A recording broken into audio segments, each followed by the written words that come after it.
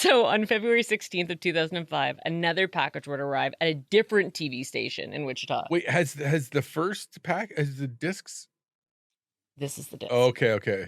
So this is KSAS, which is K-S-A-S. KSAS. So this is a padded envelope with 7 stamps because, you don't want to damage a good floppy. Wow. I think we go to the post office. How many stamps do I need to send this? It's just got the musings of a serial killer. 6. All right. So the return address was PJ Fox, which I'm assuming Fox because of Nancy. Oh, right. PJ, I'm not too sure. I did remember. Pajamas. I remember. Pajamas? I think her mom's name was Phyllis, and I don't know if maybe that had something to do with it. Okay. So yeah, that was the return address this time, and his bullshit always has a reason for it. Mhm. So a gold chain with a pendant would be found inside of the envelope. And the TV station was advised not to broadcast anything that they had filmed of the contents of the package. If a floppy disk was aired to the public, in no time, a reporter would be interviewing a computer specialist, and it would be public knowledge that, yes, this would be fucking easily traced back. Yes. And then it gives this ding-dong enough time to, cover his tracks. Right. Listen, nerd, how would somebody cover their tracks with a floppy disk? Well, that's simple. They can't. Yeah. Oh, shit. Yeah. So what would your advice be to somebody if they were trying to cover their run? I don't know, run. I would call me crazy. There's these stamps you can get for babies. I get a bunch of those. Or what happened with magazine and some scissors? Let's go old it's too school. late. Yeah, he's fucked. So. Oh, it's actually the most traceable thing ever. Literally, it's breadcrumbs. Wait, this is the... This is the breadcrumbs of technology. This is the breadcrumbs of the GPS system. So Randy Stone was the nerd you would be talking about, but Nice. he worked for the police station. He was the computer analysis expert, and he's okay. So the reenactment that I watched, I don't know if it was that easy, but he's just like, boom. Yeah. There it is. It was literally like he didn't even have to click anything. He's like, it's like you have to like click out of it to get to the information. it's the default screen is just all of your data. So he was easily able to figure out that the disk had been in 2 different computers. One of the computers was in a home in Park City, and the other one was at Christ Lutheran's church. And they could also see that the user or author's name was Dennis. Wow. Yeah. So when officers just simply went to the website for that Lutheran church, they clicked on our congregation and could very quickly find that the newly appointed president of Christ Lutheran's church was a man named Dennis Rader. You've got to be shitting me. I am not shitting you. Thank you. You're welcome. I always pinky promised. Thank you. You're not like those fucking cops. Like those lying I told you if I Wichita. stamp it, I fucking mean it. So some of his interests are like gardening, scouting, spending time with his kids. I'm nuts. Like scouting was definitely he's just putting little things out there to be Because like, scouting means like stalking 1000%. and not tying and like merit badges, which he was also the leader of. Oh, gross. After they were they could find his address. They drove to his home and quickly noticed that there was a black Jeep Wrangler in the driveway. Like the Home Depot parking lot. But you gotta look like Jim Halpert to the camera, like. So. Oh, is that I've been sitting all day? You're like, has my testicle been out this Is there a ball? Is my ball hanging out? I thought it was drafty. I thought one ball was cooler. I just thought it had CBS. Do you not know cool ball syndrome? Chris just says that we could do our own edit, but it's just like blur. An emoji. It's just like the smiley face emoji. No, it'd be like that cantaloupe. A single cantaloupe right here.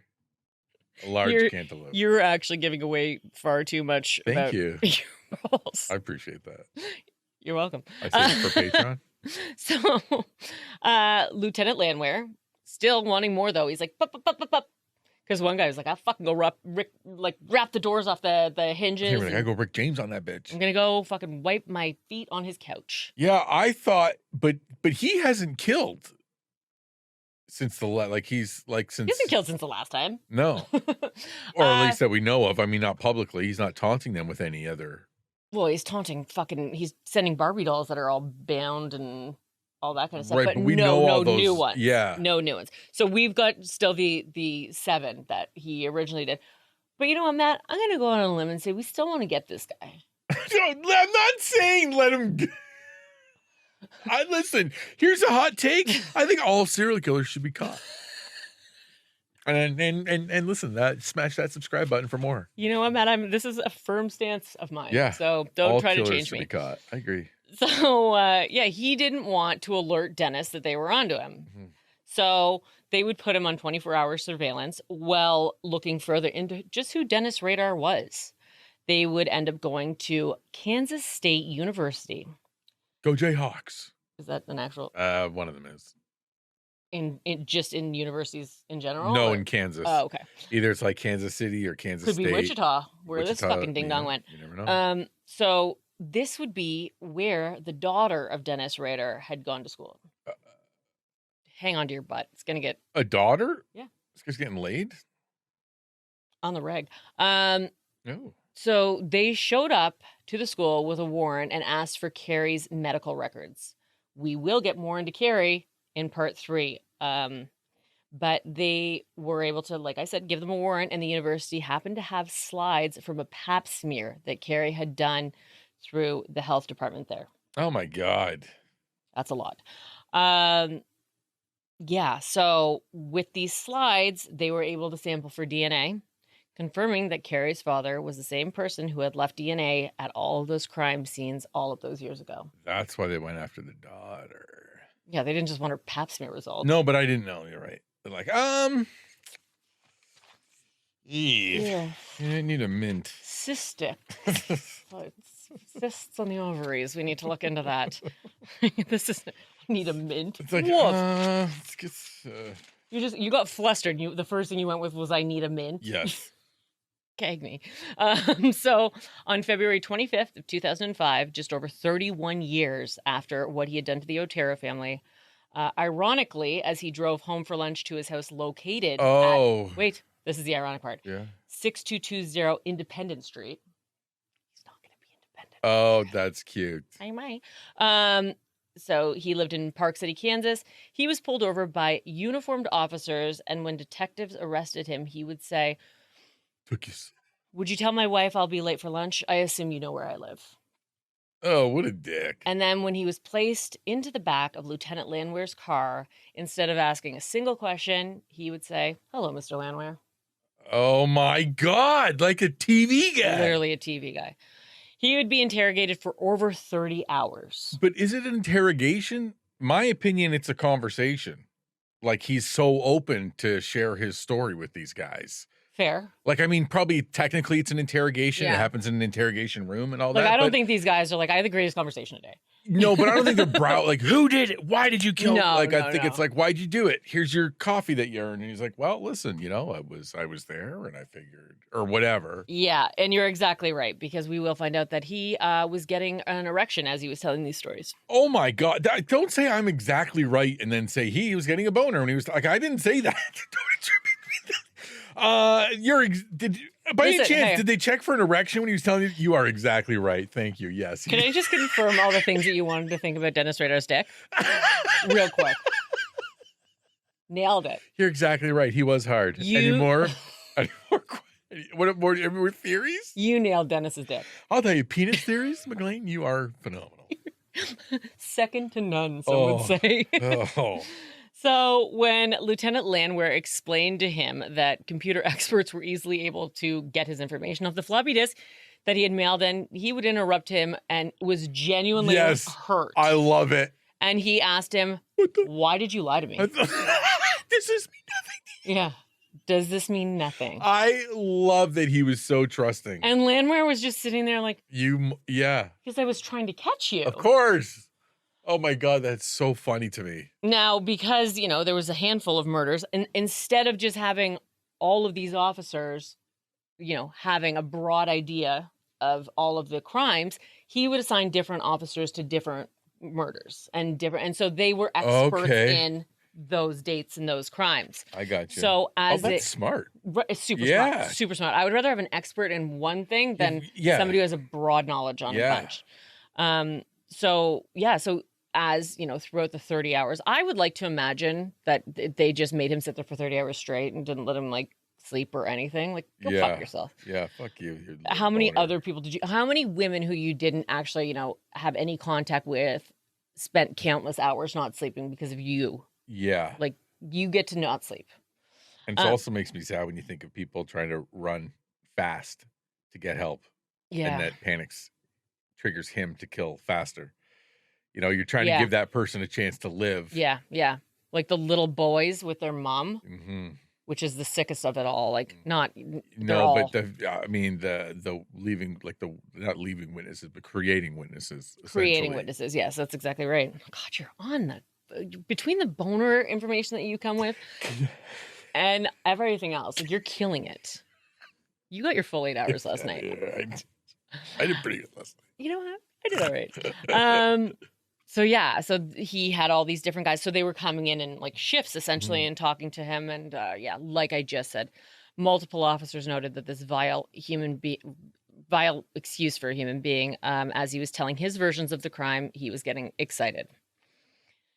When he was asked if he did all of this because deep down he wanted to get caught, if he was doing this, back and forth with the officers, he would say, no, not at all. He said he never saw himself getting caught. He had just got caught up in the game of cat and mouse, and he got overly confident in the game. And he was also tired of going to such lengths to prove who he was, and taping things to stop signs. And we're going to find out how old he is. But I mean, he was in his 20s and 30s when he was doing these things originally. So, I mean, he's been a while. Yeah, he's old and decrepit and fucking, I don't know, maybe you age more when you're Satan. Yeah, probably. But he was tired of going to these lengths. And now, oddly, and ironically, I suppose, because he was so into just telling his story and he needed to keep talking. Mm-hmm. Now he would spend the rest of his days silenced because go fuck yourself. Yes. So 2 years after his arrest, his family home would be demolished. Oh, that's good. Next week, or, if you're a Patreon right away, we'll get into the crimes from the killer's perspective. We will also talk about what this did to his family, some of his early life, and we will get into the victim impacts. Yeah, you don't think of the killer's family as victims. No, they did say though, because remember, right now they only think that he's done seven. And I'm actually going to do a full Patreon episode on ones that very likely are connected to him. Okay. Because, there's a certain amount of evidence, but it's not something that he's ever admitted to. So we're going to focus on the 10 in these episodes that we know for a fact, but there are a handful of others, and I'm sure there were others. But the court stuff is very victim focused, which I loved. Mm-hmm. There's one huge moment where it's just such a fucking burn. Nice. And I can't wait to tell you about it. But that's going to be in the next one. And just because, we've decided we're going to save a bit of, I say we're going to save our banter for the end, but I mean. It's sprinkled. It was sprinkled throughout. I wanted to read you, what do you call them? Your spotter? Oh, spot of feedback. Spot of feedback. I didn't look it up. I Googled the term. I didn't see anybody else had it. I thought it would be a common thing. I wrote spotter reviews. Oh, that's good. Doesn't have the same flow. It's not as good as spot of feedback. But one that I knew you wouldn't read, and it's on the Karen Read Part 2 episode, and it's from Holly Lambus.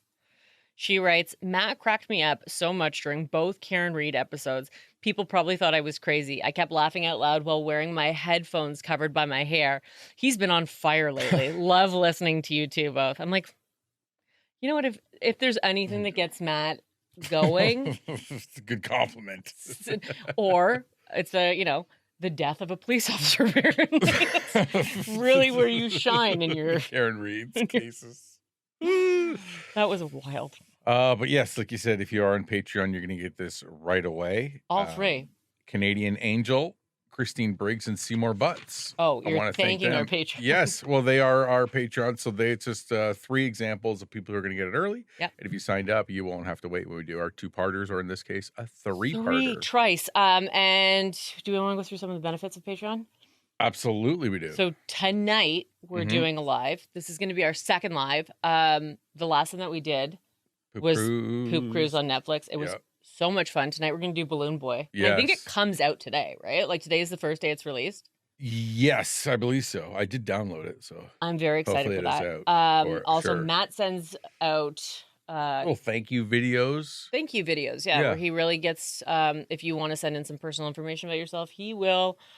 Or he'll just show up at your door and do an announcement. Here in your window, he'll find out things about you. We had one lady, she was a big Def Leppard fan, she mentioned. So I sang a little Def Lepp for her. Can we hear some of that? Pour some sugar on me. Heavy like a bone, baby. Come on, get it on. Baby like a little terrorize on. That's... Down, sugar me sweet. I think Patreon pays for itself. There's also a bunch of... free episodes. Yes. We do draws. Content. We have some. And in our Facebook page, we do for our Patreon only members.